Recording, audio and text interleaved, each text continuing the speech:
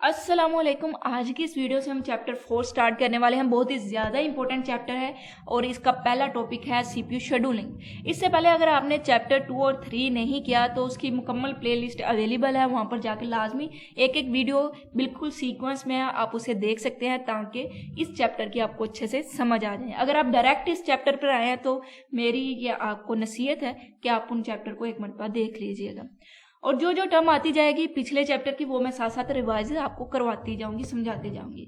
तो यहाँ पर सीपी शेड्यूलिंग है, पहले आसान अल्फाज में समझाऊंगी, उसके बाद जो इन्होंने लिखा है उसको समझाने की कोशिश करूंगी। तो आसान अल्फाज ये है कि ऑपरेटिंग सिस्टम का मेजर टास्क होता है कि कलेक्शन ऑफ प्रोसेसेस को वो मैनेज कर सके। अब हमारे पास मुख्तलिफ केसेस होते हैं, या तो हमारे पास एक प्रोसेस है या फिर ज़्यादा प्रोसेस है। एक प्रोसेस के आगे कई थ्रेड हो सकते हैं, ठीक हो गया, या फिर हमारे पास ज्यादा प्रोसेसेस हो सकते हैं। लेकिन लेकिन लेकिन हमारे पास सीपीयू एक है या फिर सीपीयू कम है। ठीक हो गया। प्रोसेसेस को ऐसे समझे कि प्रोसेसेस काम करवाने वाले हैं और सीपीयू काम करने वाले हैं। सीपीयू हमारे पास कम है लेकिन काम करवाने वाले ज्यादा हैं, करने वाले उन काम को परफॉर्म करने वाले कम हैं। तो ऐसी सिचुएशन में क्या किया जाता है, जो काम करने वाले हैं उनको एलोकेट कर दिया जाता है, उनके टाइम को डिवाइड कर दिया जाता है कि जितने भी काम करवाने वाले आए हैं ना, उन सबको थोड़ा थोड़ा टाइम देते जाओ और उनका उस टाइम में जितना जितना काम होता है करते जाओ। इसी को हम सीपीयू शेड्यूलिंग बोलते हैं। अब हम इसको यहाँ से समझ लेते हैं क्योंकि रियल लाइफ एग्जांपल से हमने इनको समझ लिया है। तो मेजर टास्क ऑपरेटिंग सिस्टम का क्या है? मैनेज करना कलेक्शन ऑफ प्रोसेसेस की। प्रोसेसेस क्या होते हैं? ऐसा प्रोग्राम जो अंडर दी एग्जीक्यूशन हो उसको हम प्रोसेस बोलते हैं। अब कुछ केसेस ऐसे होते हैं जिसमें सिर्फ एक सिंगल प्रोसेस होता है, लेकिन ये सिंगल प्रोसेस भी ज्यादा थ्रेड पर मुश्तमिल होता है, ठीक हो गया, इंडिविजुअल थ्रेड होते हैं आगे। या दूसरी सिचुएशन क्या है, हमारे पास सीपीयू तो एक है या फिर सीपीयू समझे हमारे पास ज्यादा है, मल्टीपल प्रोसेसर भी होते हैं। मल्टीपल प्रोसेसर का क्या मतलब होता है? एक से ज्यादा सीपीयू है, ठीक है। सीपीयू को हम प्रोसेसर भी बोलते हैं। और इसी तरह या हमारे पास ज्यादा सीपीयू है लेकिन हमारे पास उन प्रोसेसेस की निस्बत कम है, यानी काम करवाने वाले ज्यादा हैं और काम करने वाले कम हैं। तो इस वक्त हम क्या करेंगे, डिवाइड कर देंगे सीपीयू टाइम, यानी जो जिन्होंने काम करना है हम उनका टाइम को डिवाइड करेंगे कि वो हर एक प्रोसेस के पास जाए कुछ टाइम के लिए और इस टाइम में वो जितना उसको एग्जीक्यूट कर सकते हैं उसको करते जाए। तो इसी को हम सीपीयू शेड्यूलिंग कहते हैं। अब एक लाइन में आपको समझाऊंगी सीपीयू शेड्यूलिंग क्या है, कि सीपीयू के टाइम को डिवाइड कर दो मुख्तलिफ प्रोसेसेस के दरमियान और उस टाइम में वो जितना जितना उनको एग्जीक्यूट कर सकता है वो करता जाए। इसको हम बोलते हैं सीपीयू शेड्यूलिंग। अगर आपको इस कंसेप्ट को क्लियर हो गया तो नीचे आप कमेंट में लिखें कि क्लियर। अगर नहीं हुआ तो जहां पर क्लैरिटी नहीं आप बता सकते हैं, मैं उस पॉइंट को दोबारा से क्लियर करने की कोशिश करूंगी। अब उसके बाद हम जाते हैं मल्टी प्रोग्रामिंग की तरफ।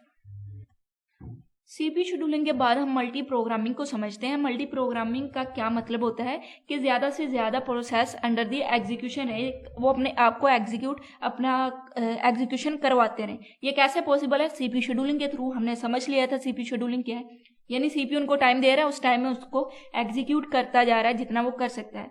तो यहाँ पर इतना लंबा जो सब कुछ लिखा है उसको मैं जल्दी जल्दी आपको समझाने की कोशिश करूंगी, लेकिन मल्टी प्रोग्रामिंग की आपने सिर्फ डेफिनेशन करनी है, वो आप इस बुक के लास्ट में जहाँ पर शॉर्ट क्वेश्चन होते हैं वहां से कर सकते हैं आसानी से। मल्टी प्रोग्रामिंग की कंसेप्ट मैं आपको समझा देती हूँ। कंसेप्ट बहुत जरूरी होते हैं ताकि कोई एमसीक्यूज आए तो आप इजीली जज कर सके कौन सा आंसर ठीक है। तो operating system can make the computer more productive by switching the CPU among processes के दरमियान सीपीयू को स्विच करते रहना। तो इसी को तो हम सीपीयू शेड्यूलिंग कहते हैं कि वो सीपीयू अपना थोड़ा थोड़ा टाइम हर प्रोसेस को देता जाए। इस तरह से कंप्यूटर मोर प्रोडक्टिव हो जाता है क्योंकि वो हर प्रोसेस को टाइम दे रहा है, जिसकी वो देर बाद बारी आनी थी उसको भी कुछ ना कुछ टाइम मिल रहा है। इन कंसेप्ट को ये आपको बिल्कुल बच्चों वाले लगेंगे जब आप इसके अलगारिथम को देखेंगे, ठीक हो गया। अब ऑब्जेक्टिव क्या होता है मल्टी प्रोग्रामिंग का? Is to have some process running at all time. Main objective multi programming का, इसको जरा इस लाइन को हाईलाइट कर लीजिएगा कि मल्टी प्रोग्रामिंग का मेन ऑब्जेक्टिव ये होता है कि जो सीपीयू है वो उसके पास कुछ ना कुछ काम करने के लिए हो। दूसरी आसान अल्फाज में मैं आपको समझा रही हूँ, यानी कुछ ना कुछ प्रोसेस हो जो कि रनिंग टाइम में हो, ऑल द टाइम, हर वक्त कोई ना कोई रनिंग स्टेट में हो, अपना काम करवाता हो और सीपीयू काम करता हो। This should maximise CPU utilisation. Okay, CPU utilisation का क्या मतलब होता है कि सीपीयू ज्यादा से ज्यादा काम करे, फारग बिल्कुल ना रहे। ठीक हो गया। यूटिलाइजेशन को हम इस एग्जांपल में अच्छे से समझ लेंगे। If there is only one processor, यानी सिर्फ एक सीपीयू है, then there will be only one process in running state at any given time. तो किसी भी टाइम पर सिर्फ एक ही प्रोसेस उस वक्त रन कर सकता है, सिर्फ एक अगर प्रोसेसर है। तो यहाँ से तो कॉमन सी बात है कि अगर एक ही काम करने वाला है तो सिर्फ एट अ टाइम एक ही काम करवा सकता है उससे। ठीक हो गया। If there are more processes that need to be run, they will have to wait. अगर ज्यादा प्रोसेसेस हैं, ज्यादा काम करवाने वाले हैं, तो उनको क्या करना पड़ेगा, इंतजार करना पड़ेगा। पहला एक जाएगा, वो काम करवाएगा, जितने टाइम के लिए करना है, कोई अलगारिथम लगा है उस पर, जो मर्जी है उस मुताबिक वो अपना काम करवाएगा। There must be some mechanism to select which process will run next when the CPU become available. जब सीपीयू अवेलेबल होगा, यानी उसने उसका काम कर दिया, तो उस वक्त कोई ना कोई मैकेनिज्म होना चाहिए जो सिलेक्ट करे कि अगला कौन सा प्रोसेस रन करवाना है। तो ऑपरेटिंग सिस्टम जो है वो मेंटेन करता है रेडी क्यू। अगर आपको क्यू उसके बारे में नहीं पता तो चैप्टर 2 में जाकर आप देख सकते हैं प्लेलिस्ट में, तो उसमें आपको अच्छे से इसको समझ लग जाएगी। Processes on this queue are ready to be execute. अब इस क्यू में क्या होता है, वो प्रोसेसेस जो इस क्यू में है वो रेडी हैं, बिल्कुल रेडी, वो कह रहे हैं हमारा काम कर दो।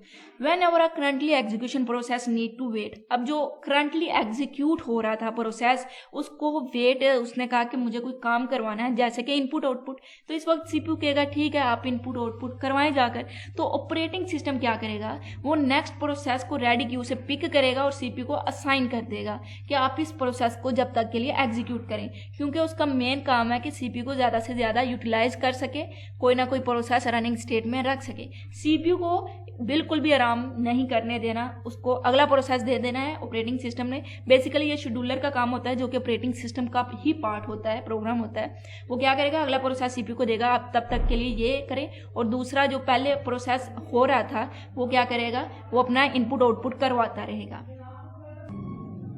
अब जो शेड्यूलिंग है ये फंडामेंटल ऑपरेटिंग सिस्टम का फंक्शन है, यानी बहुत ही ज़्यादा अहम ऑपरेटिंग सिस्टम का फंक्शन क्या है, शेड्यूलिंग। हम शेड्यूलिंग के जरिए हम समझते जाएंगे, जब हम उसके एल्गोरिथम को पढ़ते जाएंगे 1 by 1। बहुत ही ज़्यादा इंपॉर्टेंट चैप्टर है, इसको लाजमी से मार्क कीजिएगा। सीपीयू एक इम्पोर्टेंट रिसोर्स होता है, क्योंकि शेड्यूलिंग एल्गोरिथम में हम देखेंगे कि हमने सीपीयू को कैसे उसके टाइम को डिवाइड करना है मुख्तलिफ तरीकों से, ताकि वो अच्छे से एग्जीक्यूट कर सके। ठीक हो गया। गुड शेड्यूलिंग एल्गोरिथम को डेवलप करने के लिए कौन सा इंपॉर्टेंट रिसोर्स है, हमारा सीपीयू। अब यहाँ पर उन्होंने एक मजेदार सी एग्जांपल दिया है, जिसमें उन्होंने बताया कि सीपीयू की यूटिलाइजेशन 50% कैसे रहेगी। अब हमारे पास उन्होंने कहा कि एक प्रोसेस ए है, एक प्रोसेस बी है।